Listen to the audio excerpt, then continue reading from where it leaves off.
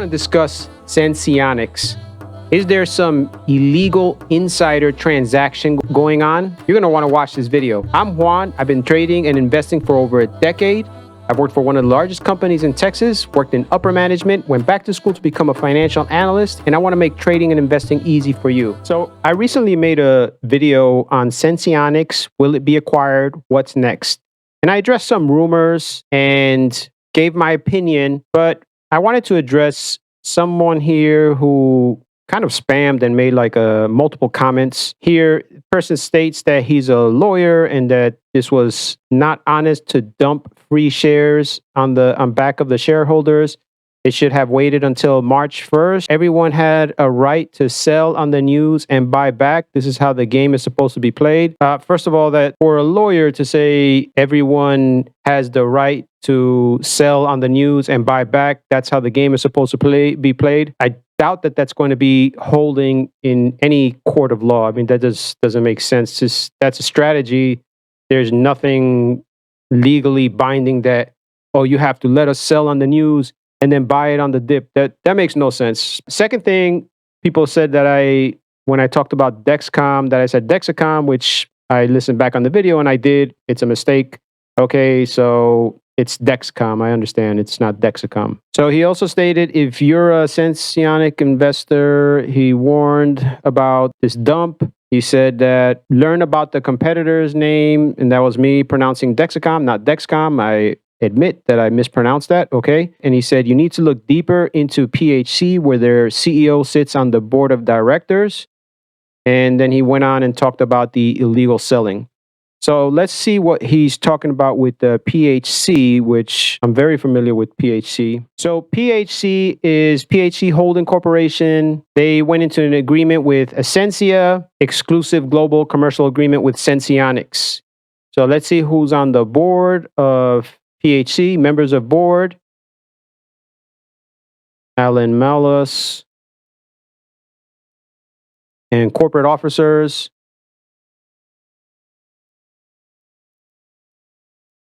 So these are the people on the board, and he wanted me to take a look at it to see that I guess Tim Goodnow is on the board, and he's not here according to their website. But maybe he has inside information. Let's take a look at the actual selling, and let's break this down. Timothy Goodnow on 210, and this is what I said, that it was already pre-planned to have these shares bought and acquired and sold.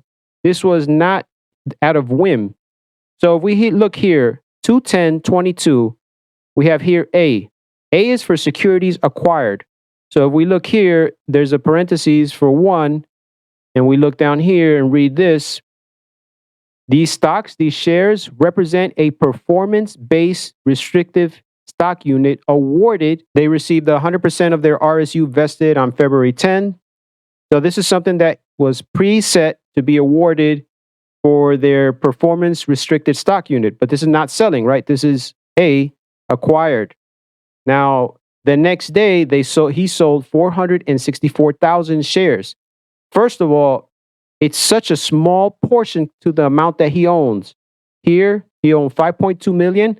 After he unloaded or illegally sold, according to the lawyer, these here are acquired. That's why he has 5.2 million, and these are sold 464,000, which is a tiny portion of his share size, 4.7 million. Now let's look at this. So why was it sold? S, there's a 2 there. Let's read the parentheses. Represents shares sold to cover tax obligations upon vesting of RSU. RSU, which we said represents a performance-based restrictive stock unit. Again, to address this comment here about illegal activity, about he should have waited till March 1st, and for this person to say that they're a lawyer and that they know the law, well, I don't doubt that. And I actually invited the person. I said, look, let's do a video together if you feel that there's something illegal going on. I don't want to have an echo chamber and talk positive. I don't mind if there's some negative news on Senseonics to discussing it. And he hasn't responded to that. But his argument was that this was illegal to sell the shares, that they should have waited till March 1st. It's not about the sell. It's about they were awarded this many shares, 673,000 shares. He has 5.2 million shares, and these were unloaded to cover tax obligations.